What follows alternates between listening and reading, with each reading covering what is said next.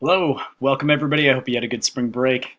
So in this video, I'm going to take you through what would have been our lecture on Wednesday.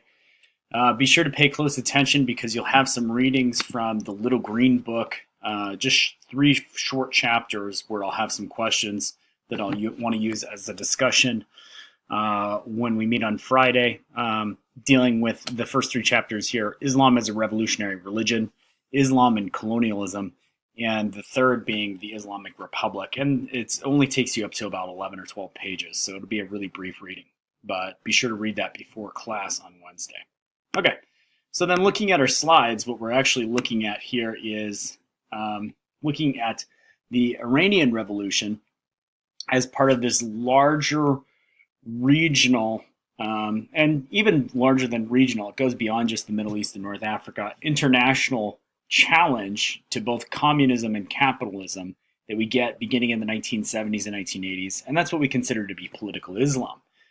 And what makes that so interesting is with political Islam, you get an ideological system that's seen as the foundation for a society, for a modern nation state, for a country that doesn't have to be capitalism. It doesn't have to be communism. It challenges both, and it rejects both. In fact, one of the things that drive people towards political Islam is that it's seen as anti-Western, just like earlier movements in Asia and Africa appealed to people as being anti-imperialist or anti-Western in their values and their beliefs. So too is political Islam something that appeals to people. And so we see it spread, sometimes through rebellions, sometimes through political parties, and then in Iran's case, through a revolution that leads to a new country that founds itself as an Islamic Republic from the 1970s and 1980s onward. And part of the ways in which it does that too is by hearkening back to old ideas about empires from the past in the Middle East, in North Africa, and in South and Southeast Asia, where we have large bodies of Muslim believers, to this idea that there is a house of Islam. There are places where Islam typically has been throughout history, and that those descendants should live under the rule of Islamic leaders. And so that's something that the past achievements give people pride and glory. They look upon Muhammad and his followers' conquest, whether it's the Abbasid empires or the Ottomans that followed him and invoked his name and religion, as something to be proud of, as points in their nation's history where they were strong, where they were military powers, where they were commercial centers of trade and commerce, where their societies were innovative in terms of technology and learning. And they compare that to what their societies are like after 1945, in this case with Iran, as feeling like they are a society that has been preyed upon by the outside world, that they lag behind in technology, and that their country is riven with injustice. And that's really where it's important to read Ayatollah Khomeini's readings from the Little Green Book, because what builds towards a revolution in Iran in the 1970s is this sense that the country is being run by outsiders in league with the Shah Pahlavi, this ruling dynastic house that's dominated political affairs in Iran for the past century, and that its promises to deliver things like improved education, medicine, a better military, a modern economy have all failed. And in fact, that like the West is kind of a farce, that its promises of democracy or its promises of capitalism don't actually deliver. And that's where Khomeini comes in, and he says, look, we can have a constitution, we can have a strong society, we can have a strong military, and we can have justice and equality, but it has to happen through Islam. Islam is the vessel for that, not communism, not capitalism, not democracy. Okay? So this slide, I think we can move past. This other slide just talks about some of the ease of religious beliefs that we see and why Islam spread so fast. It's not just military power. It's not just its association with learning in the old world, but its pillars are accessible to people. It's a universal religion that, in terms of adopting it as your faith, is relatively easy compared to other religions. You don't have to like study for years in text like you would with a Buddhist monk. You can become it by declaring your faith that there is no other God but Allah, and Muhammad was his prophet. You can do it by praying daily, by observing religious holidays like Ramadan, and by making a pilgrimage to Mecca. But one thing that's important to note with Iran is that most of the population of Iran are Shiite Muslims, and thus they have had historical friction and contest with much of the rest of the Islamic world, which are Sunni. And we're going to circle back to this Shiite-Sunni divide later to explain Iran's regional ambitions, how it sees itself as a great power after the revolution in the 1980s, the 1990s, and up to the present day. And that is as like the representative of the Shiite faith of Islam, which they see their faith as truer than Sunni religion. And this dispute between Sunni and Shiites, the thing that divides Islam off into two branches, goes all the way back to the death of Muhammad himself, as his descendants set in place a system for ruling over the empire, the society that he had built in the Middle East, where his advisors, caliphs, actually took the mantle of being the leaders of Islam and the leaders of Islam's armies. But it gave rise to a dispute where others, who eventually became known as the Shiites, Sunnis being the ones that observed the tradition of following the caliphs, the elders and successors, the Shiites believed that it should go through blood. Muhammad had no sons, but he did have a daughter, Fatima, who had married a man that was well liked by much of the Islamic world, Ali.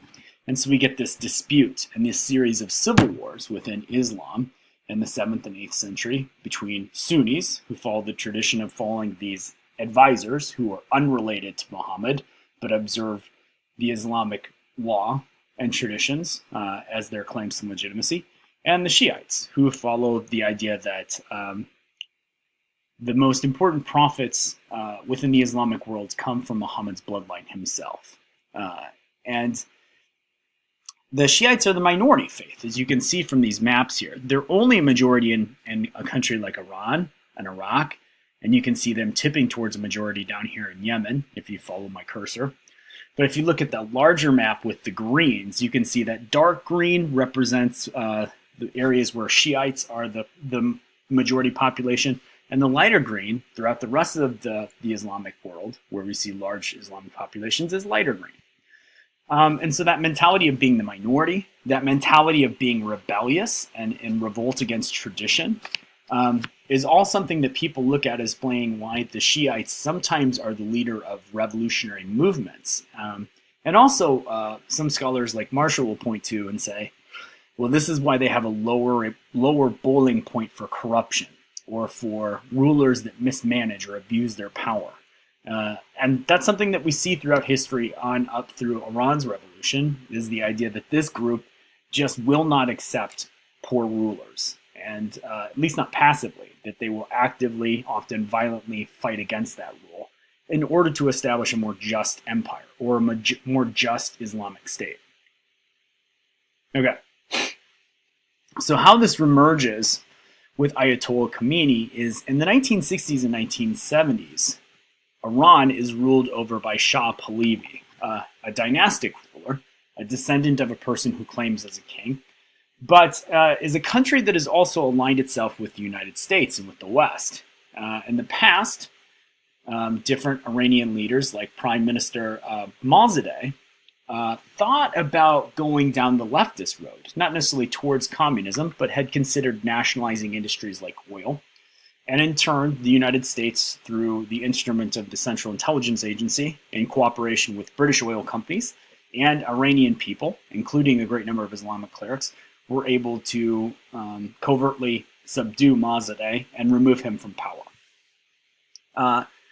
But the Shah, in leaning on Western advice, enacts a series of reforms in the 1960s and 1970s in which he hopes to westernize his country. He wants to introduce Western medicine, education, technology, and communication systems, and he also ends up buying a lot of weapons from the Nixon regime in order to support America and its interests in the region. He does this largely in cooperation with Israel, which, in addition to aligning himself with the West and promoting Western values, his cooperation with Israel sometimes makes him very unpopular with his own people.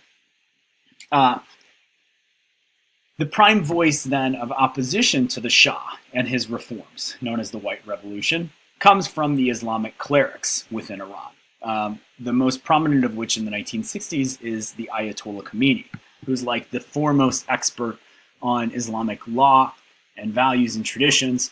And during his sermons in the 1960s, he begins to denounce the Shah and his reforms, to which the Shah then jails Khomeini and tells him that basically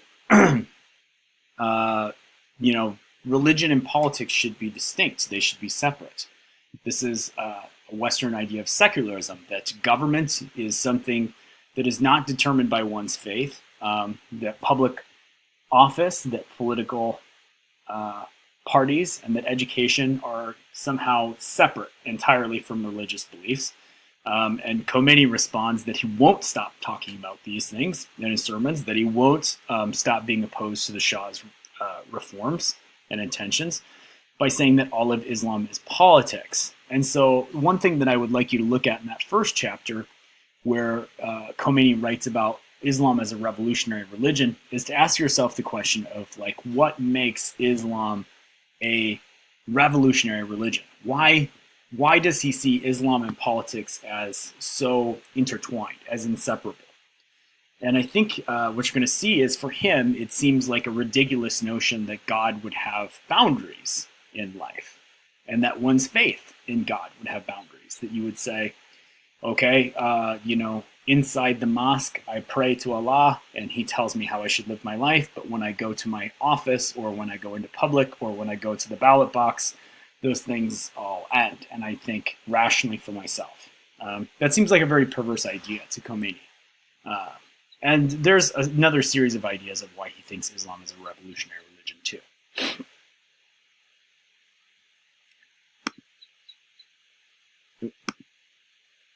Sorry, bear with me. But so then the Shah, ultimately because of Khomeini's popularity, can't execute him. Although he begins to, in the 1960s and 1970s, use the military, use secret police, and use his controls over media and government to eliminate all dissent in society, like Khomeini. And that dissent doesn't just include Islamic clerics or people of a devout Muslim faith. It includes a lot of leftist people, people that consider themselves to be socialists, urban people, people that are very well educated in cities like Tehran, who also are opposed to the Shah, who see him as corrupt, who see basically his Western-style economy as only enriching the Shah and those closest to him, his allies, and want to replace him as well. And with Khomeini, they have kind of an alliance like we saw in Cuba, where they don't want to establish an Islamic republic per se, but they do want to overthrow the Shah and establish a new system or a different direction for Iran. Okay. But basically what happens in the 1970s that drives a large number of people towards either Khomeini or toward other dissent movements that want to get rid of the Shah is a poorly structured agricultural system, wherein in an attempt to bring in Western machinery and technology, Iran has begun to export more and more agricultural products, but this means that it has less and less food to feed its people and higher food prices. And you can guess, with past revolutions going all the way back to the French Revolution, whenever you have high food prices and people lacking food, that means you have a ground laid for a very wide revolutionary base, for a lot of people to take to the streets. And so the Shah is forced to flee his own country in the late 1970s, and this gives Khomeini a chance to come back. Once Khomeini comes back, he begins cooperating with other Islamic cleric groups, as well as revolutionary youth, a lot of which come from the military, to kind of winnow the revolution down away from such a wide base, with people seeking so many different forms of government, towards those that want just an Islamic republic, and to those that want a government and a society that is decidedly hostile towards the United States. And this is where we get kind of an encouragement of youth to storm the U.S. Embassy, famously. Okay, I'm going to take a pause because I've got to stop this video.